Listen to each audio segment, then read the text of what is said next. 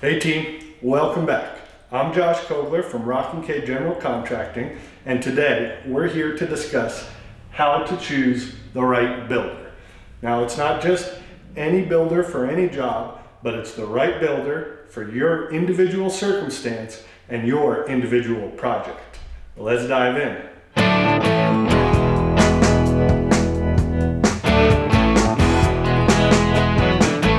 So the first question I would recommend any homeowner ask themselves when they're getting ready to interview some builders for a remodel, a renovation, an ADU, addition, whatever it is what really matters to us. So you want to talk with your partner, your kids, anyone else involved in this project who's going to be deeply impacted. I think you should all be on the same page and know what matters to us.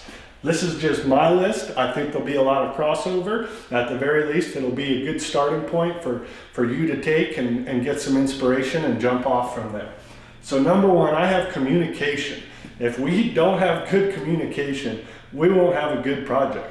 That's just the way it is. There's too much that we need to communicate back and forth from builder to homeowner. And so you as the homeowner should feel extremely comfortable communicating with the builder. You have to be able to tell them your wants, your needs, what things you potentially aren't happy with, and you have to feel really calm and confident in that. You've got to know what their protocols are for are we text messaging, emailing, calling? Are they available? Do they get back to you?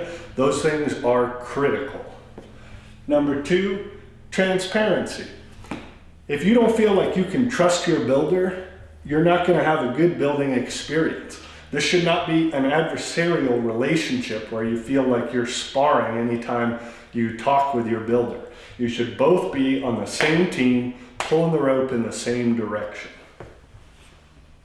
Number three, process. I would want to know that the builder has a process and that they stick to that process. I'd want to know what that process looks like.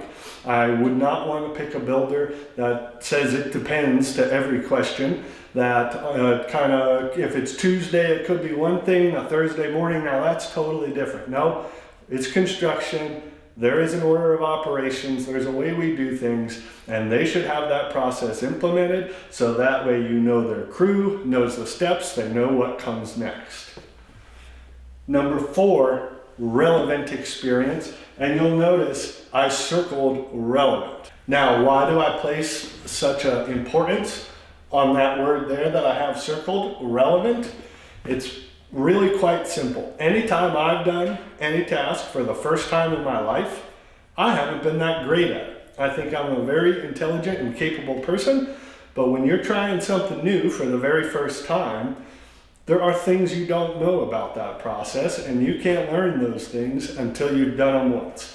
I want to know that someone has done very similar work to the exact work I'm looking for, and that way I know they've seen the problems, they know how to resolve those, and hopefully they've banked enough of that knowledge to be able to prevent those problems from taking place on my project. Now, last but certainly not least is respect for your home. The thing about construction is a lot of people get experience in new construction where they're not really working on somebody's home, they're working on a job site. This could be in a new subdivision where there's 60 houses going in, but no one lives in the subdivision yet. Could be a commercial building coming from the ground up, or even a custom home in some cases. Well, there's a lot of good skills people can learn from that, but the one they will not have any experience with is working on a home where people live. In this case, those people are you. You want to make sure they understand the intricacies of working in a habited home. So you're going to want to make sure they know you need all your lights and electrical outlets to be working at the end of the day. You need the water to be turned back on if a plumber was there for the day, so that when your spouse gets home from work, they can take a shower. You want to make sure they know that all their tools need to be moved out of your kitchen so that you can sit down with your family around the dining room table at the end of the day.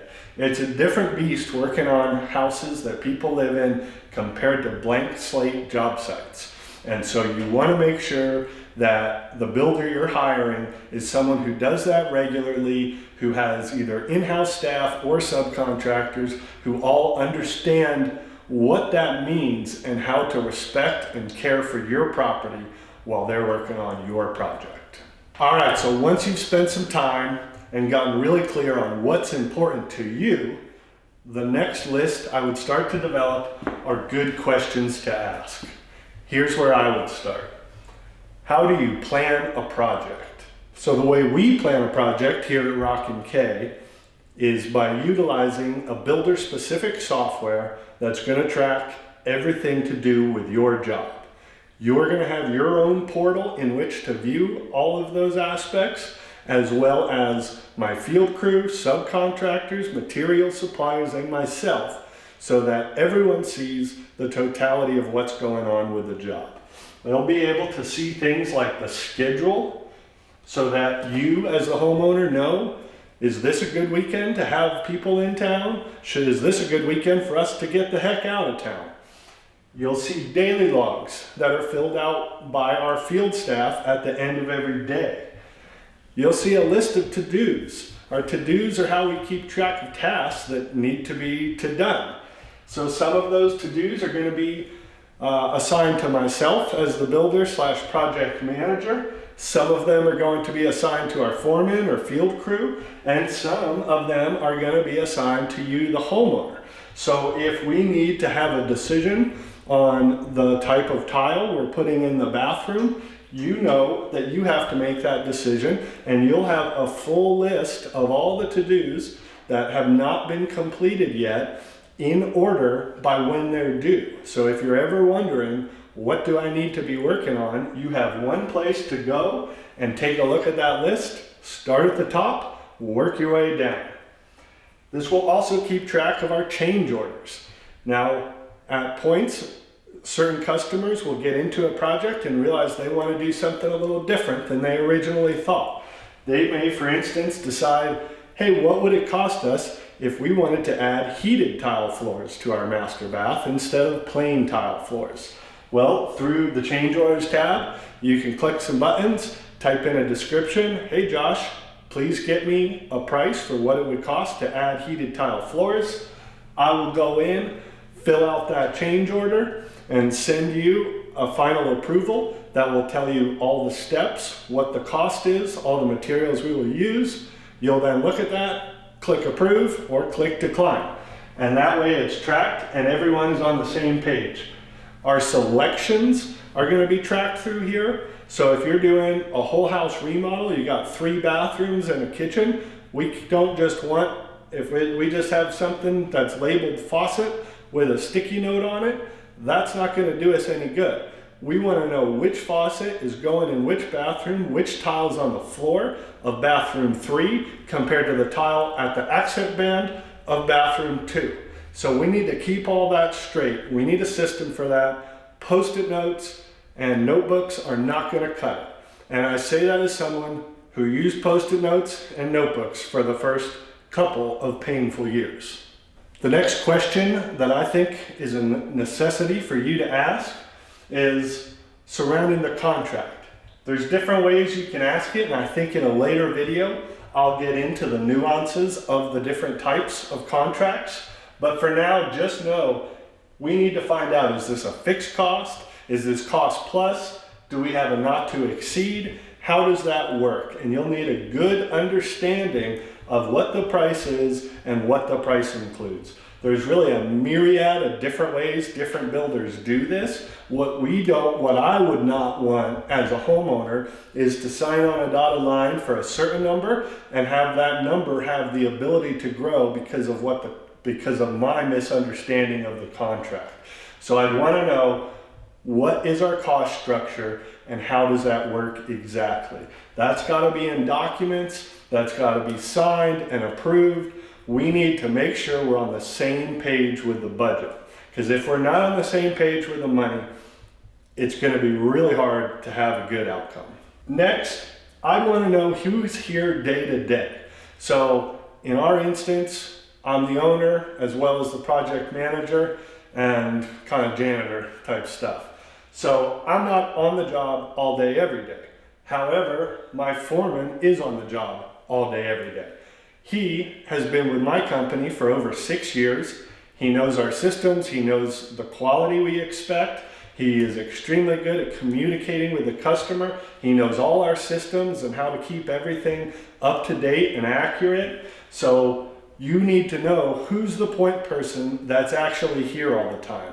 Do we just have a guy that swings by for 12 minutes every third day and it's a constant in and out of subcontractors that we have no communication with, we don't have any of their contact information? You need a point person that's on the job every day. And so you want to find out who that is. Now, things I'd be careful of. Right off the bat, if they tell you they're going to have a proposal to you in 4 weeks, it'll be done, they'll come over and show it to you, and you don't hear from them for 6 weeks, and you send a message and they say, oh, I should have it done by Wednesday, and then you don't hear from them Wednesday, and it goes, walk away right then. If they can't stick to the timeline that they set for themselves on just the proposal portion, then in what way can you expect them to stick to the schedule and timelines on building the project, which is far more difficult than just the proposal portion? Vague scope. So we want to know as many details as possible. So if we're talking tile, for instance, we're doing a kitchen and bathroom remodel, and there's going to be tile. What type of tile and where's it going to go? Is it 12 by 24 LFT? Is it hexagonal? Is it 3 by 6 subway? All of these take a very different amount of time to install, which drastically affects the price. So what you don't want is vague scope. So in your mind, you're thinking we're going to have the little penny tiles all over, and in their mind, they're thinking 12 by 24, and when you get to the point to install those, you're already 3/4 of the way into the process, they tell you that's going to cost you 10 times more. Or you can stick with the tiles they had in their mind. You don't want to go down that road, so we want to make sure we have specific scope. No clear processes. This is back to my point about what really matters to me is the process. Because if it's just willy-nilly, we might do this, we could be here, who knows? It'll depend on if the sun comes up or the groundhog sees a shadow or not. That's not the way this should work. This should be pretty clear-cut. Now, it's like if you're going on a trip and you want to get somewhere and you're starting here, we need to know the steps we got to take to get there. Now, renovation and remodel work is inherently difficult, challenging. There will be surprises. There will be a log down in your path that you've got to navigate your way around. But that doesn't mean we can just start out on a journey and say, well, we're kind of aiming somewhere over there. Let's see if we get there. We need a clear process. We need a clear process for communication. Again, I don't care the platform, whether it's through their building software, whether it's text messages, FaceTime, it doesn't matter to me, but what is it? What can we expect in the communication, the planning, the scheduling, budgeting, all of these things, we need a process. The next thing that is extremely easy to look into is licensure and insurance red flags. So we want licensed and insured contractors. If you're doing a big scale remodel, renovation, addition, anything like that, and you're not working with licensed and insured contractors, you're just asking for problems. So in the state of Oregon, where we reside, it's extremely easy to simply go to the ccb.gov.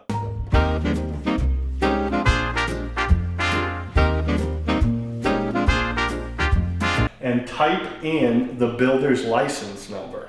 So if the builder gives you a proposal, a business card, has signage on their truck, anything of that nature, they're legally required to have their license number listed. It's a 6-digit number, and then you can just punch it right in. You can see if they've ever had their license revoked. You can see if they have current and up-to-date insurance. You can see if they've had any kind of punishments against them for breaking rules, and you can see that whole history. So I'm not saying if someone has one little complaint against them, you should run the other way, but I am telling you, you should know what's out there. Because if they've got a bunch of complaints, if their license comes and goes, they say, we were established in 2002, but then they weren't in business, and they were, and then they kind of weren't, but then they went somewhere else. And so really, that's just not a consistent company that shows up day to day that I would trust on a project of mine to show up day to day. So we want to look into those things. So I think your biggest takeaway from this video should be that clarity early equals a better experience. I promise you, if you take the time to sit down with your family, whoever lives in the home, whoever is impacted by this project, and get extreme clarity around what really matters to us, then it's going to be very simple from there for you to come up with some good questions to ask. And throughout that process, you'll realize some things that are red flags or potentially even red lines that once you hear them in the moment, you'll know this is not the builder for us, and you can move on. If you follow these steps, your likelihood of a successful project will go up dramatically. And if you're not sure, should we talk to an architect first or a builder first? I've got great news for you. I just covered that in our last video, and you can check it out right here.